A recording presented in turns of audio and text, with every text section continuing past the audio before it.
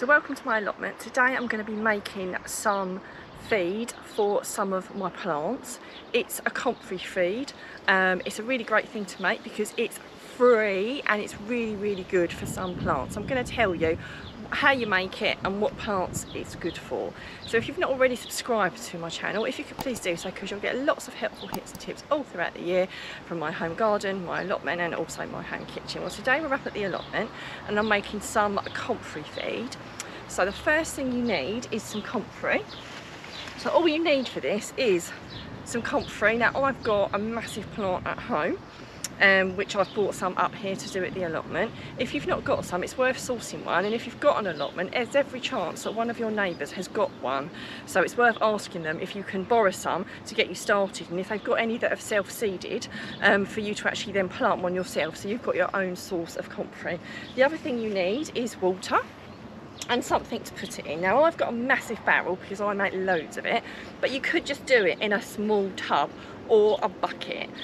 Just bear in mind it's really stinky, so you need something to cover it with. I've got the lid and I hold it down with a brick, so that's something to bear in mind. Now this feed is particularly good for things that flower because it's really high in potassium.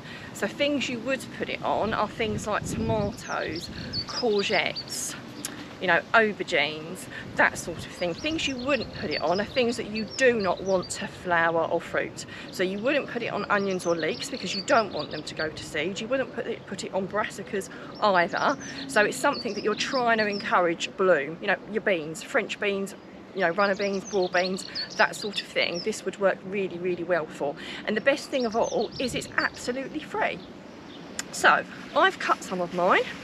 It is quite prickly, so if you've never cut it before, it's worth having a pair of gloves on, because it is quite uncomfortable to your hands if you were to do that. So if I can get it out of my bag, and all you need to do is a pair of scissors. Just chop it up and put it in whatever container you've got. So obviously, like I said, I've got a barrel. You're going to do a lot like me.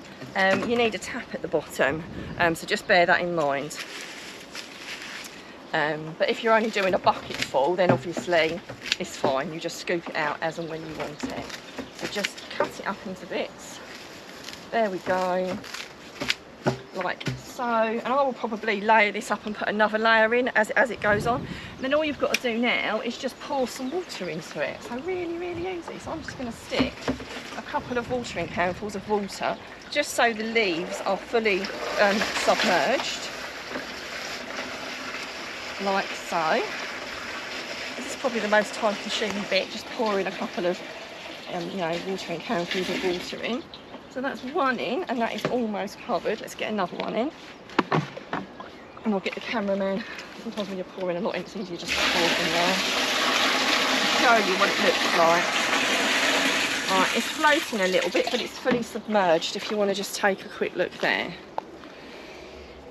So although there's no definitive recipe to make this, what I generally do is equal amounts of Comfrey to water, and I will put more in than what I've put in now. This is just a starting block for me.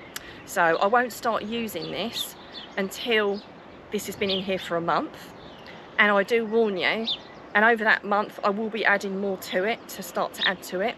I warn you, it will be super stinky, so do make sure you put a cover on it. You will not believe how smelly it is when you take that lid off to add more in. Honestly, it starts to do what it needs to do super quickly.